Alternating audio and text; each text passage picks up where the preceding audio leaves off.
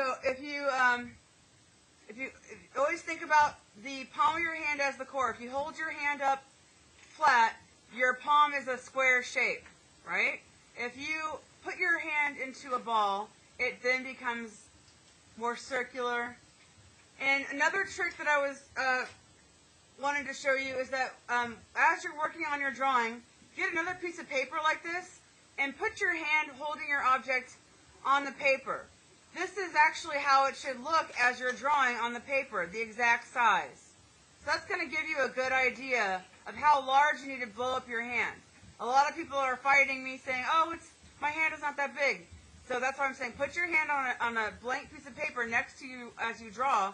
So then that's going to help you keep a good idea of how big your hand needs to be.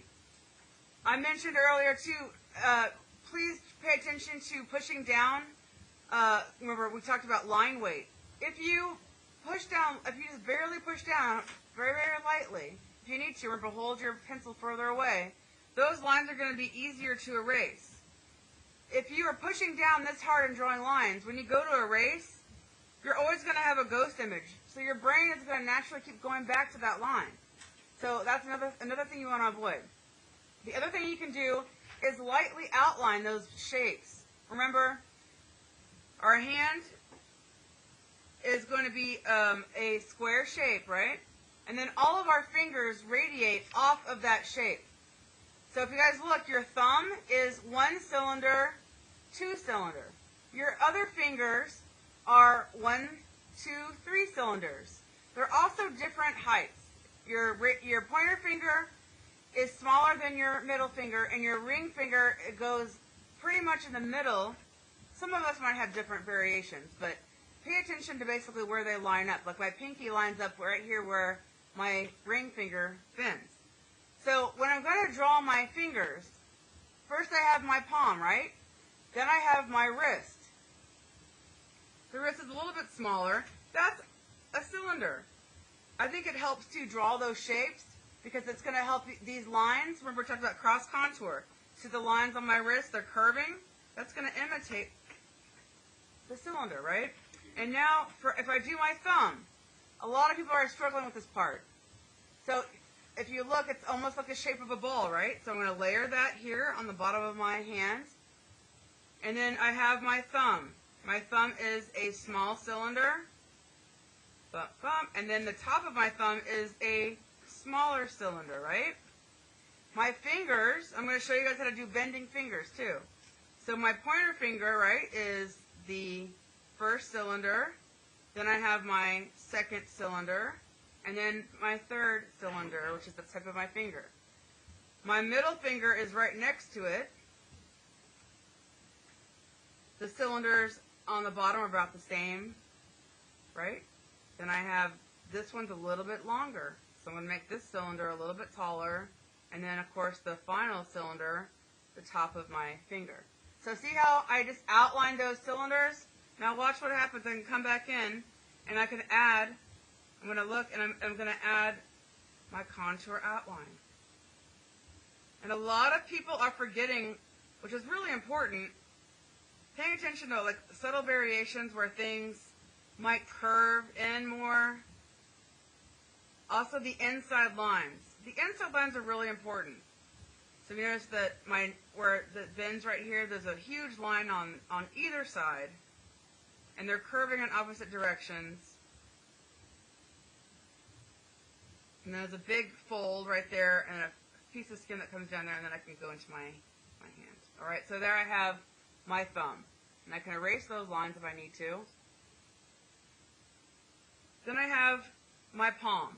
Notice this big line right here. I'm going to add those lines, and those are indicators to show me where the pieces belong. It looks a little bit different there, but I'm lining up this crease from my viewpoint lines up with this crease. Okay, then I have, you can also use your fingers to measure distances. So this little piece of that right here, I got that, and now I can do my fingers. So I had my cylinders right where the cylinders meet. That's where those creases are going to be. And then you can see my fingernail kind of peeking over the top, so I'm going to add my fingernail on top. And always notice that right where your joints merge, it gets a little bit bigger because that's a knuckle. So your fingers aren't just, a lot of you are just drawing these like tube-like pieces. Your finger is not a tube. It has bones inside of it. And that's why you have those bumps and irregularities. So look, there's my first finger. So I'm going to show you, I already drew my finger pointing straight up. Watch what happens. A lot of you are having difficulty. If you want to draw your fingers bent, right, holding an object, that cylinder is all it's doing is overlapping and on top of each other. Notice how my fingers are going to come down. It's going to touch that line. Remember, I already established where that line is. So now I'm going to know I have my first cylinder here. And this comes out a little bit more because I'm bringing it towards me, right? So the cylinder is moving. So I have my first cylinder.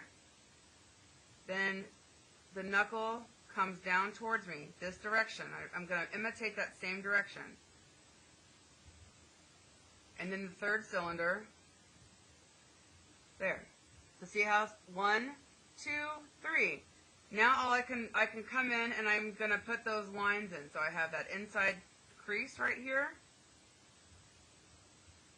the outside of my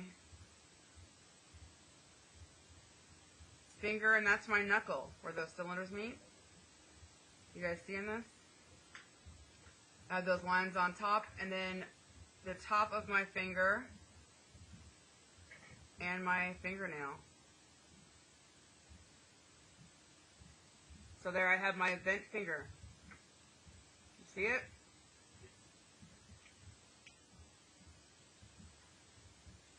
So yeah, that's how you bend fingers. A lot of people have struggle with the pinky too. It's the same thing. It's overlapped. I'll show you with the pinky. So remember, if it's extended, it's kind of go out in that shape. When I bend it down towards me, remember the cylinder is still there.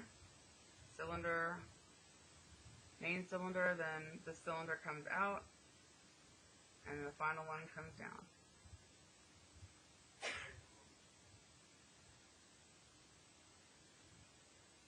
So I think it's really helpful to think about objects three-dimensional.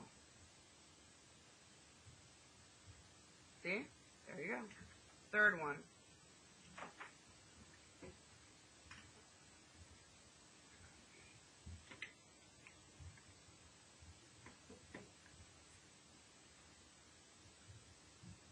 So I'll be walking around helping each of you.